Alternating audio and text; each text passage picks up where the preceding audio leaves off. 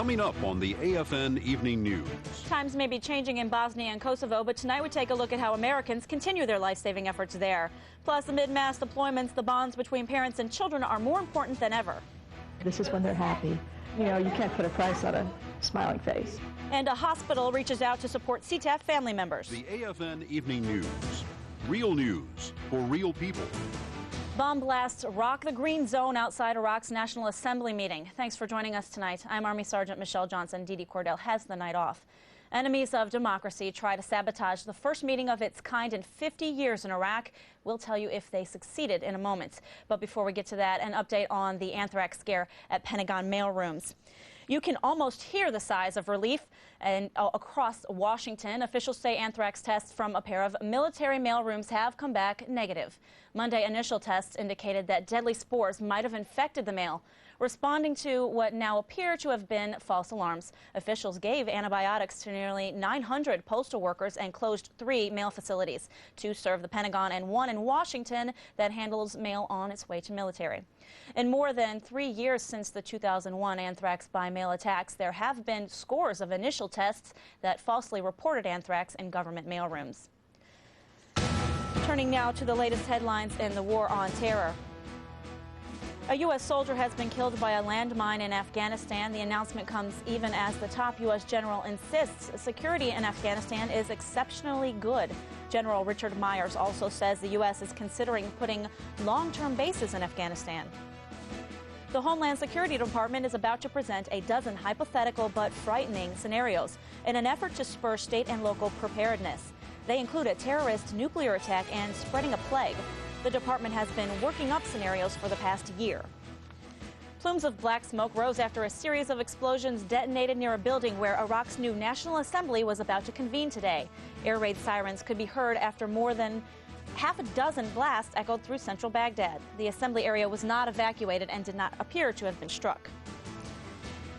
Iraq's first freely elected National Assembly in half a century has begun meeting, undaunted by the blasts outside. Today's meeting is the first gathering of the 275 members chosen in the January elections. Up first, speeches from members of the interim government and by political party leaders. Officials say it'll conclude with a swearing-in ceremony. The meeting is taking place in the auditorium in a heavily guarded green zone, as U.S. helicopter gunships keep watch overhead. To prevent suicide car bomb attacks against Iraq's new lawmakers, 2 bridges leading to the zone have been shut down and roadblocks set up on other streets leading to the area. The death of a U.S. soldier to a landmine explosion reinforces the necessity for the latest training 1st Armored Division troops are undergoing. 137 Armored Battalion and the 16th Engineers teamed up to practice breaching minefields in Germany. Specialist Scott Patillo has details. The tanks of the 1st Armored Division pack a lot of firepower, but when they run into an enemy minefield, they call combat engineers for help. When 137 Armor needed to breach a mock minefield during its Iron Crucible exercise, they called the 16th Engineers from Gießen, Germany. To breach the minefield, a variety of techniques are used. One way is to use a MICLIC. The 16th Engineers didn't use live fire during the exercise, but one engineer was able to describe how a MICLIC operates. The MICLIC shoots 1,800 pounds of C4 in a row, and then it blows to clear a lane so the tanks can plow through flame. The tanks move through the obstacle using mine plows after the MICLIC has done its job. And even though it was a cold, wet, and windy day, Iron Soldiers still had a good time. It felt good. It was a lot of fun. That's my favorite part of the whole thing was easily the actual breach itself. I think it was a good time. Reporting for the 1st Armored Division Public Affairs Office, I'm Specialist Scott Patillo. Taking a look at world headlines now, Italy's premier reportedly says his nation will start pulling some troops out of Iraq this fall. Silvio Berlusconi was quoted as saying on a state TV talk show that Italy will begin a progressive reduction of troops in Iraq come September. The ANSA news agency quotes the premier, saying the withdrawal will depend on the Iraqi government's capability to secure the nation. Berlusconi reportedly said he talked it over with British Prime Minister Tony Blair and that public opinion expects the decision. Italy has some 3,000 troops in southern Iraq and has been a big U.S. backer on Iraq, but public sentiment is strongly against involvement in Iraq, especially after U.S. troops killed an Italian agent who had rescued a kidnapped journalist. Syria's U.S. ambassador says Iraq may be spiraling toward a civil war, and he says that would have a domino effect on the whole region. Ambassador Imad Mustafa acknowledges there's been some infiltration into Iraq, but he's urging the Bush administration to stop accusing his country of harboring infiltrators. Mustafa says his government has been very sure to not allow anyone to act from inside Syria to create violence in Iraq. He also says Syria doesn't want a confrontation with the U.S. and suggests that Syria is willing to cooperate with the U.S. to help secure its border with Iraq.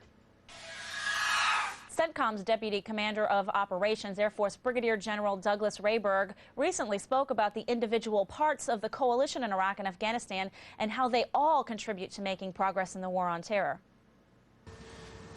There are some extraordinary things you see, whether it's the UK Brits down in the south, to the Poles, the Ukrainians in the central. Obviously, the Italians have been putting in a lot of work. And then up in the north, you have a large contingent of Korean forces that are also providing just tremendous work in the north and in the Erbil region. General Rayburg says that there are more than 20,000 coalition troops in the Middle East helping the U.S. right now. As international support is crucial to the continued fight against terror in the Middle East, U.S. troops are still helping out in the Balkans. While soldiers at Kosovo's Camp Montieth work to maintain peace, others there are training to ensure their safety. Specialist Ben Houtcooper reports. Station 2, stand by for structural exercise. Stand by for structural exercise. For the firefighters at Kosovo's Camp Montieth, there is no average day. We get calls for such things as vehicle accidents, structural fires. We get simple alarm detectors and smoke detectors going off to medical calls. Go, go, go, go, go. Their training is on a very real scenario. They are entering a smoke-filled building where people may be trapped. Today's victim is only a mannequin, but without the right fire prevention measures, tomorrow's could be real. Just stay safe. If you think it might be something unsafe, it probably is. Just maintain something that if you saw your kids doing and you thought that they wouldn't be able to do that safely, more than likely you won't be able to do it safely yourself. Reporting from Camp Montieth, Kosovo, I'm Specialist Ben Houtcooper. Captain Selby also warns that daisy chaining or plugging too many electrical devices into a single outlet may also create a dangerous situation. Now, we're going to take a short break right now, but when we come back, the latest on President Bush's panel for the base realignment and closure, plus a show of support for your troops that's good for you. It touches you not only physically, but spiritually, socially, emotionally. How these family members are walking thousands of miles to be closer to their loved ones. More Real People, Real News in a moment.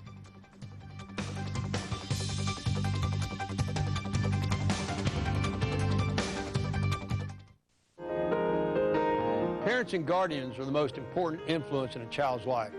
But when one parent is away from home for long periods of time during deployments or training exercises, they can use a helping hand.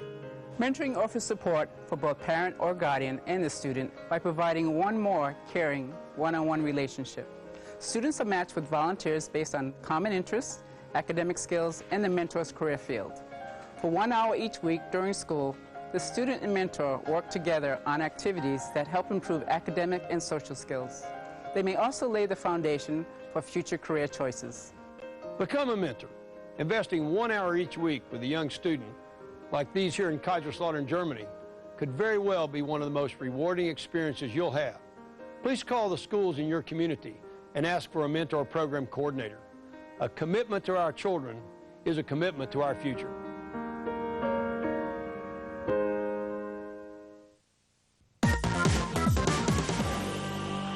Having recently returned from Nigeria, I'd like to tell you about USAFE's security cooperation efforts. My visit was part of USAFE's plan to enhance and build alliances throughout our area of responsibility.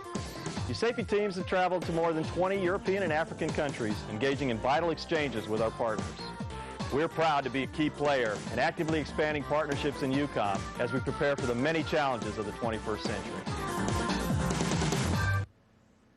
Seen in 56 countries across 5 time zones, you're watching the award-winning AFN Evening News. Real people, real news. The U.S. military ended its tsunami relief effort in Aceh province today when the medical ship USNS Mercy steamed out of the region. That according to the U.S. Embassy. At its peak, the military had 15,000 U.S. personnel in the province. An embassy spokesperson says the withdrawal of the U.S. ship now means there are no longer any U.S. servicemen or women left helping tsunami survivors in Aceh. Doctors and nurses aboard the ship performed almost 20,000 medical procedures on sick and injured tsunami survivors during its 6-week stint moored off the west coast of the region.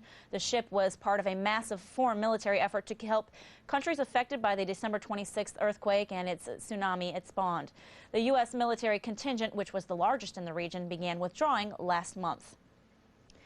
President Bush has nominated 8 people with ties to defense to serve on the commission charged with closing U.S. military bases. The president previously nominated former Veterans Affairs Secretary Anthony Principi to lead the 9-member independent commission. Congress authorized the 5th round of closures last year. If confirmed by the Senate, the Base Realignment and Closure Commission will review a list of closures the Pentagon must propose by May. As another group of troops begin their trek downrange, Navy journalist Michael Bookwalter says something as simple as lacing up your walking shoes can actually make their trip a bit easier to bear. 3,045. That's a big number. To put it in perspective, if we were talking miles, you'd have to strap on your walking shoes and hoof it from Kasirma Ederle to Afghanistan. And people are doing just that. Well, almost. Walk for Freedom is bringing our little town we call Kasirma Ederle together in the spirit of wellness and support for all affected by the upcoming deployment. The goal is to accumulate 3,045 miles before March 2006. Along the way, you'll be showing your support to deployed soldiers. And event organizer Michaela Cade says you might end up getting a little more out of it than you expect. The program itself touches so many different areas. That's why it's a perfect health and well-being program, because it touches you not only physically, but spiritually, socially, emotionally. There are so many types of support that you can gain from it besides being in shape. Walk for Freedom is about 1 part community involvement, 1 part fitness, and maybe a pinch of scavenger hunt. That, when combined, makes a tremendous amount of support.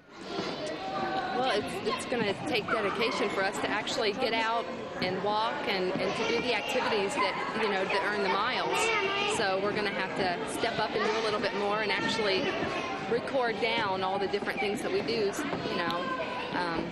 going to take a little bit more time, but it's definitely worth it for him. The reason I'm doing this is in support of my husband, because he's done such a good job, and I feel like by doing this, it will support him also. Support won't bring the soldiers home any sooner, but it might help everyone's attitude. Yeah, some of the troops have actually joked about doing a Honey, I'm Coming Home, and they want to do their 3,045 back this way. So if we can get somebody on that end to run the program over there, that'd be great. Maybe we can all meet somewhere in the middle. Navy journalist Michael Bookwalter, AFN News. Participants log their miles by using a pedometer while walking, jogging, or running. Miles are also earned by participating in community classes, workshops, and other training. Deployments, simply put, strain family life, leaving it more difficult for military families to spend good quality time together. Army Sergeant Randall Jackson shows us how one Camp Darby, Italy, Livorno's unit school gives students and parents a place to do a little bonding. Maybe we need to send a little reminder home. Huh. Sometimes parents need reminding to spend that extra quality time with their children. Yes. But not the Fino family. They like to spend their lunch together at the Lions Lounge Cafe in the elementary school. And we're trying to keep it as a special room so kids could know that it's something they look forward to and not just take it for granted. This special time allows Angie and her daughter's friend Josie to get to know each other. Josie, your dad's going to say, and what were you doing today? You don't? You get to talk to the children while they come in and get to talk, and you get to see them really in their best. This is when they're happy. You can't put a price on a smiling face. Use a napkin, Lodge. There's one right there past you. We feel like we're in an Italian restaurant, don't you think? Yeah, I think so. I just need the Italian food now, though. And the Fino family likes to spend their precious time bonding together in the Lions Lounge Cafe. In Livorno, Sergeant Randall Jackson, AFN News. The next Lions Lounge lunch date will be March 24th. Turning to your health headlines. As the Southern European Task Force deploys to Afghanistan, one area the Vicenza, Italy Rear Detachment leadership wants to stress is family member health care. A major resource for Vicenza residents is San Bortolo Hospital. AFN's Aaron Talley reports one of the hospital's employees made a special house call to Vicenza family members. Patient Liaison Coordinator Natasha Anderson paid a visit to a family readiness group meeting in Vicenza. Her mission, to let family members of deployed soldiers know just how easy it is to get quality health care at Vicenza's San Bortolo Hospital. We want to make the visit or stay at San Bortolo more inviting and as comfortable as possible. We want to make the community aware of the differences between the socialized medicine and the medicine that they are familiar with stateside. The main differences aren't in the medical treatments patients receive at San Bortolo, but more in the non-medical treatments. Patients are expected to get more assistance from family members than at hospitals in the States, but Ms. Anderson says you shouldn't worry. Don't be afraid. Absolutely, there is nothing to be afraid of. Every diagnostic or laboratory exam that you need can be done at the hospital. We are here 24 hours a day, 7 days a week. You have a tremendous support group. The FRGs are going to be here for you, the liaisons are here for you, and there should be no reason that you would have fear to come downtown because you can get all your medical needs taken care of appropriately. And, you know, we're there to support our troops and the family members in our community. In Vicenza, Aaron Talley, AFN News. That patient liaison service in San Bortolo Hospital is the only one of its kind in the world. More news in health today. A new study finds that large doses of vitamin E do not protect against heart attacks and cancer. The study, published in the Journal of the American Medical Association, finds vitamin E supplements might actually raise the risk of heart failure in people with diabetes or clogged arteries. And now it is time for some of our affiliates to switch to local programming now. But when we come back, prepare your pocketbooks. Yep. When we get back, we'll tell you about another big jump in gas prices that just might be coming in a few weeks. Plus,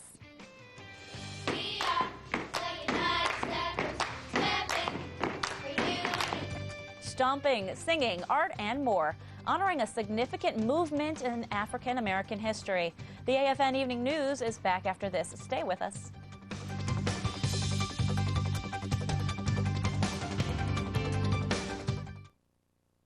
Your baby's brain is just like a sponge. Everything that happens is absorbed, making millions of connections. And more connections mean the baby is learning more. You can influence these connections by reading to your baby, singing songs, playing patty cake, and talking about everything, whether you're riding in the car or changing diapers. Talking and activities provide the positive inputs that your baby needs to learn. USAFE Services Family Member Programs, developing your children, youth, and the community. The Air Force recognizes the importance of shaping our future leaders through mentorship and has initiated the mission-driven mentoring program. In line with this initiative is USAFE's own Project Connect. This program ensures the ultimate professional and personal development of a diverse, flexible, and proficient workforce, thereby helping airmen reach their full potential to better accomplish the mission. Remember, taking the time now to mentor our future leaders is an investment we must make to ensure the viability of one of the greatest institutions in the world, our United States Air Force. It's been a successful deployment for Task Force Danger soldiers. They are truly making a difference in Iraq. Through mentoring and coaching, Iraq's security forces are really coming along. They are relying less and less on the coalition. I am confident in the future of Iraq. The soldiers owe much of their success to our support network back home. Families, volunteers, civilians, and rear detachments have helped us immensely. Thanks to all of you for being such a critical part of the Big Red One's success. Duty first. Hey, we've been talking a lot about personal wingmen in our lives, but it's also important to remember that you have access to people like Senior Airman McAvoy, a life skills expert, and Chaplain Hanley, two of the professionals here in USAFE who can help you in tough times. These are well-trained experts like those at every base that you can call on if you need help. You put in long hours away from your family to complete the mission. Don't hesitate to contact these folks for help. Hey, your mission is important, but your well-being is...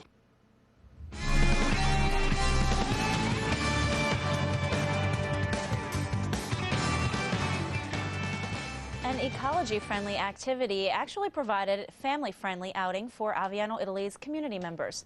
Airman Tony Plyler says cleaning up the neighborhood also strengthened the host nation relationship. Sunday morning, 46 members of the Aviano community got together and walked the streets. The reason? To pick up trash. Aviano's Pro Loco spearheaded Ecology Day. The event is designed to clean up the roads and to build good relations between Americans and Italians. They began picking up trash at 8:30 and didn't stop until noon. Volunteers cleaned up Mountain Highway, AP Highway, the CE Compound Road, and Off Limits Road. It was just nice coming out here because get to spend more time with my wife and my daughter and help clean up the community. This was our first time doing this, so we'll be back and help more in Aviano. The base's care team participated in the event, and they hope to help other communities in the near future. Anybody that wants our help with something like this or maybe another project, we're more than willing to go out and help, whether it's building, cleaning, whatever they need. We'll try and help them out. Senior Airman Tony Plyler, Air Force News, Aviano Air Base, Italy. That's good stuff right there. Aviano's Family Support Center plans to host another Ecology Day in June. Good stuff. Gasoline prices are nearing record highs. That's right. AAA says the national average for unleaded is just a fraction below last year's high mark of just over $2.05 a gallon. Meanwhile, OPEC ministers have agreed to a 500,000 barrel a day increase in oil production as of April 1st. That's good news. AFIS gas prices are based on the month's stateside average, so as the numbers climb in the U.S., be prepared for an increased pinch in your pocketbook to follow in the coming weeks. The fight for civil rights began one step at a time. Airman Katie Meyer tells us more about how today's step show performances stemmed from a secretive form of communication between slaves on the Underground Railroad. Angelic recently had their Black Extravaganza displaying many inspirational pieces and performances. This year's theme was the Niagara Movement. If there was a Niagara... The Niagara Movement was three individuals. It started out with 3 individuals, and they went to Canada, and then what they were doing is they were fighting for civil rights. Tonight's show is actually going to have some kid steppers. We're going to have some praise dancers, kid praise dancers, and some praise dancers. We're going to have some singers. Glory, glory. And we're going to have some poetry.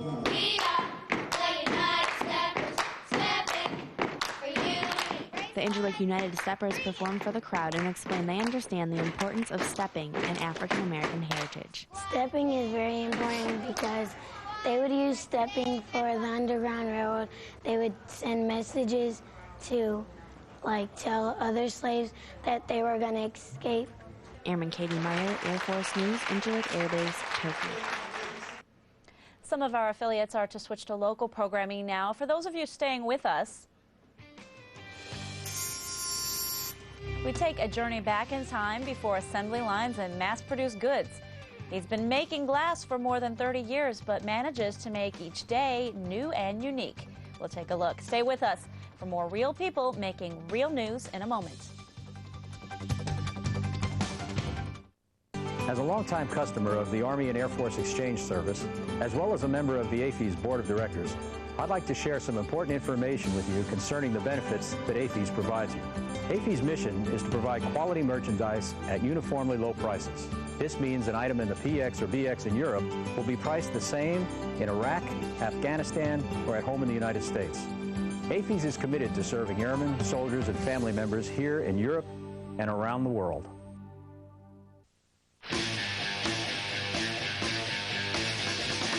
The world-class people of U.S. Air Forces in Europe are postured to respond to any mission, anytime, anywhere. In fact, when we get the call to jump, we don't waste time asking how high. By then, we're already in the air.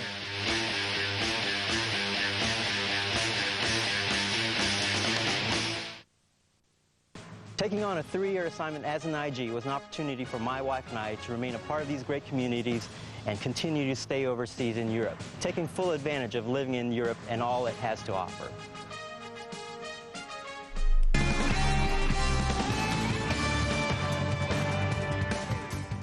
Thanks for staying with us.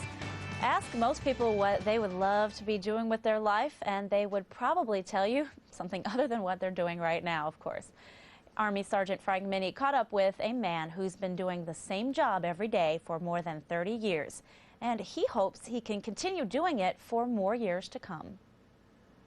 Lutar Worth started working as an engraver over 30 years ago. Today he works at the Nachman Crystal Factory. But that's not where he started, and it's not what he did 3 decades ago. I started out as a porcelain painter, but when the porcelain industry went away, I started working in the glass industry because the fonts and designs are similar.